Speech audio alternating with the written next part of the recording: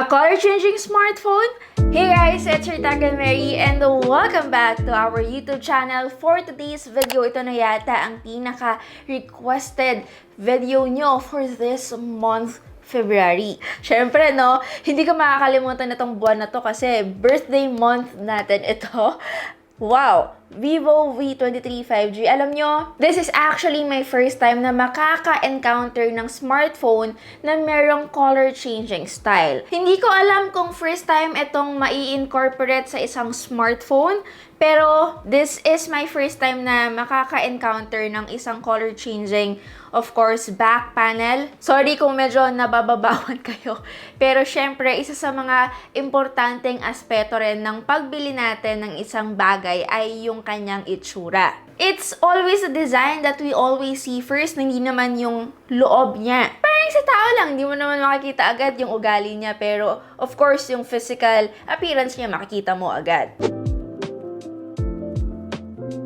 Let's start with the pricing. Actually, Vivo released two new smartphones dito sa kanilang lineup. Meron tayong Vivo V23e 5G, and then ito nga na Vivo V23 5G. To those who doesn't know, meron din tayong actually Vivo V23 Pro 5G, pero based on what I know, it won't be launched here in the Philippines. For the price, the Vivo V23 5G cost 27,999 pesos, which is I think available na rin itong smartphone na ito sa ating mga online stores ng Vivo. Anyway, ayoko lang magpaligoy-ligoy pa. Let's start with our very quick unboxing.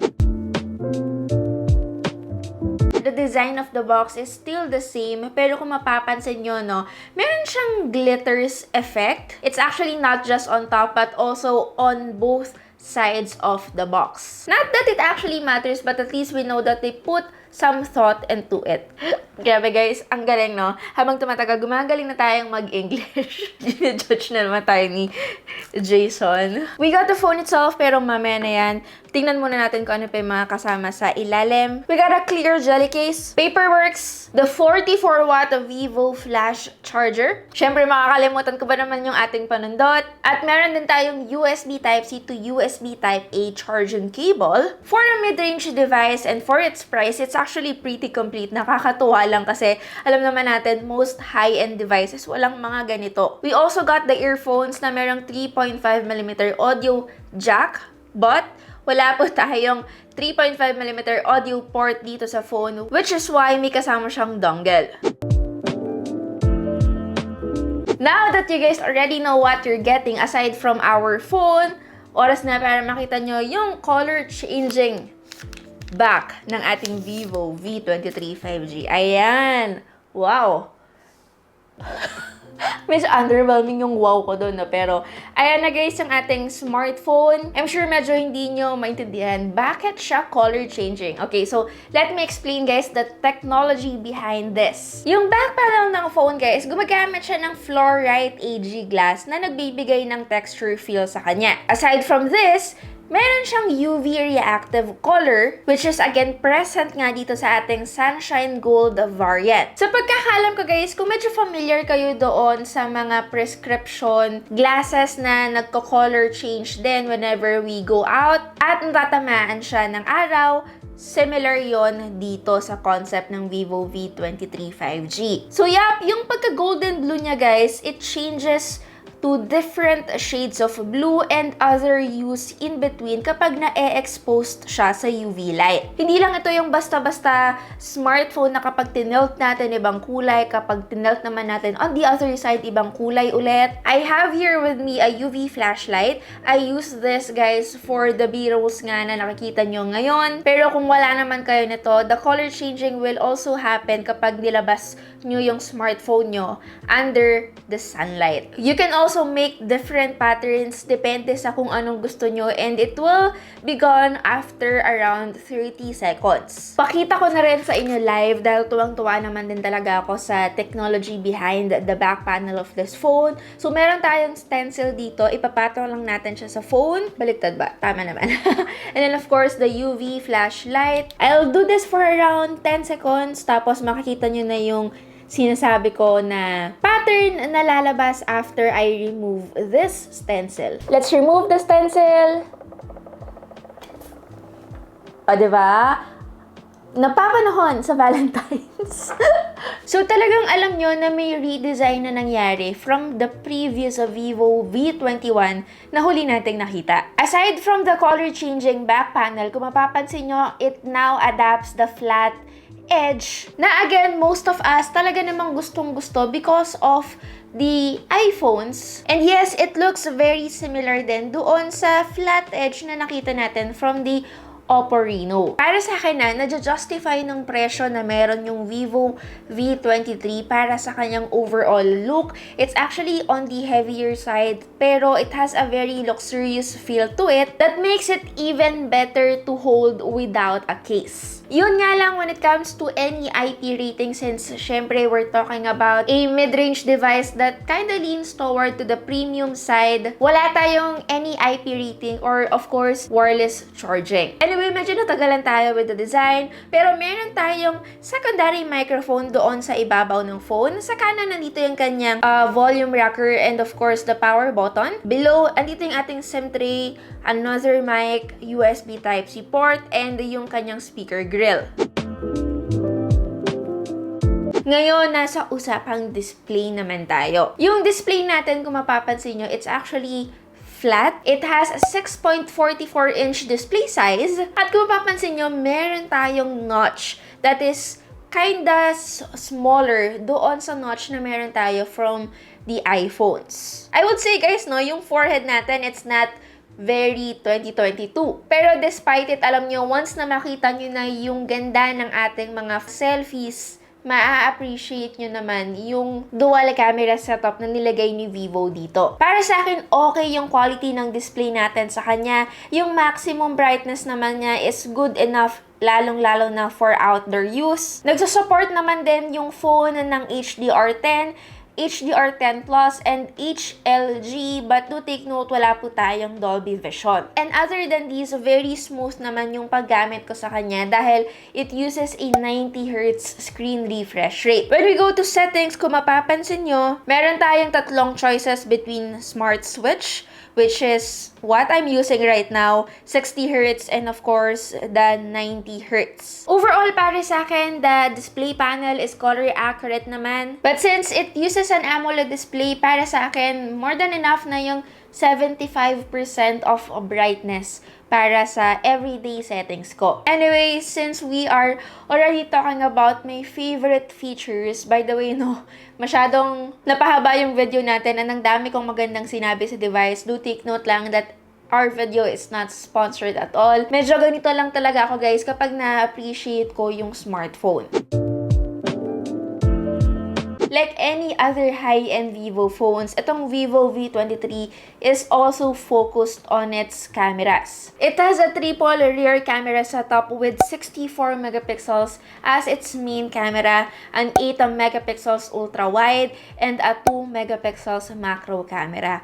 And then, para naman sa ating front cameras, meron tayong 50 megapixels dual autofocus with ultra-wide and dual LED flash. Before I describe yung ating mga photos, I just wanna say na medyo may nagbago sa ating mismong camera user interface. I'm not sure why, pero yung mga text natin now is smaller and medyo nagbago rin yung kanyang font style. So far, medyo nangangapa pa ako sa UI niya and I would say hindi ako masyadong fan. Let's start with the front camera samples. Alam nyo guys, yung ating mga photos probably is one of the best selfies na nakita ko sa isang smartphone priced at this point. Yung high resolution 50 megapixels natin is providing a lot of details and nare-retain din yung skin tones natin, which is obviously very important para sa pagtitake ng selfies. And then, kung mapapansin nyo, meron din siyang headlight that we also saw naman din sa previous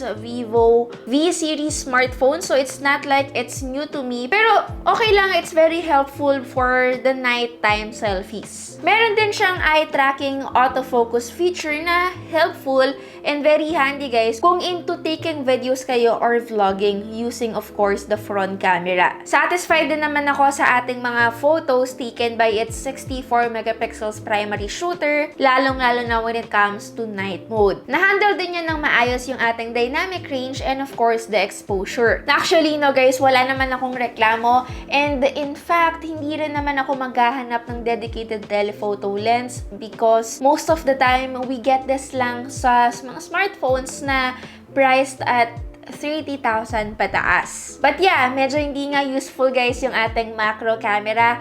Although, may mga tao na ginagamit ito pero uulitin ko guys, para sa akin, it's not very useful lalo na kung hindi naman gaano sharp yung ipinoproduce niya. Overall, I am indeed impressed sa photos na ibinigay sa atin ng Vivo V23 5G. Siguro ang hindi ko lang nagustuhan again is yung overall user interface ng camera application. Ngayon, usapang performance naman tayo. Alam niyo guys, when it comes to performance, sasabihin ko yung totoo, hindi ito yung pinaka-branding kumbaga ng mga Vivo smartphones. Ulitin ko, usually they focused on design, display, and the cameras. Para sa Vivo V23 5G, it uses the new Dimensity 920 chipset. Again, isa sa mga bagong chipsets na meron tayo from MediaTek. And it is also a 5G ready smartphone. At syempre, meron din tayong 8GB with a 4GB RAM extension, effectively making it a 12GB RAM device. At meron din siyang 128GB of internal storage. With the kind of gaming guys na ginagawa ko sa isang smartphone, definitely kayang-kaya ni Vivo V23 5G. Hindi lang yan guys, graphics-wise maganda din. Okay din ang thermal management niya. Medyo impressive nga actually for a device na merong glass back panel. Although yun nga lang, I'll be very honest with you guys, hindi masyadong impressive yung audio side ng device. Probably, we can blame dito guys yung single downward firing speaker and lack of stereo setup. But yes, it's loud enough naman, which is why nung umpisa guys, medyo nitrek ako ng phone na to. Akala ko stereo setup nga yung meron tayo.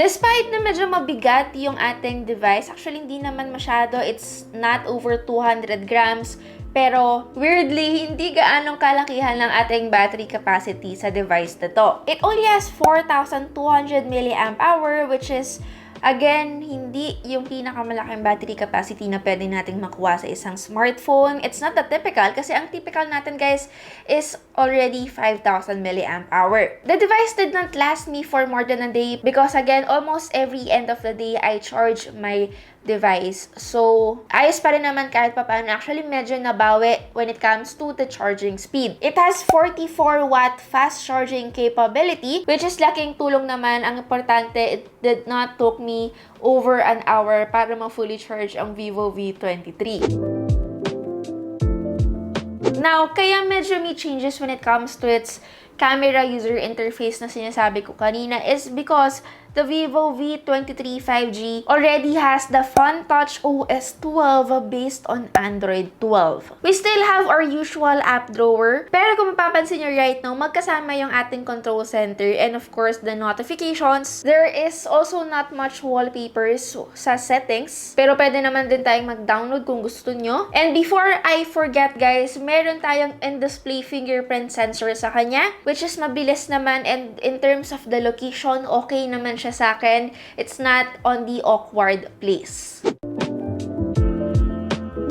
Actually, if I were to give my final verdict para sa ating Vivo V23 5G, kokonti lang naman yung cons ko sa kanya. Again, the lack of stereo speakers and medyo hindi okay yung performance ng battery niya. But other than that, I do think Vivo V23 5G performed well and masasabi ko namang worth it yung presyo niya. And yup, medyo na-set din ni Vivo V23 yung standards when it comes to design dahil una sa lahat, kahit alam kong medyo gimmicky yung kanilang inilagay dito, it still is very unique. Pero again, kung hindi kayo fan ng mga ganitong klase ng style, it's available in black naman. And yun, wala siyang color changing na nagaganap. But yeah, that's basically it. Sana nagustuhan nyo yung ating video kahit na medyo mahaba.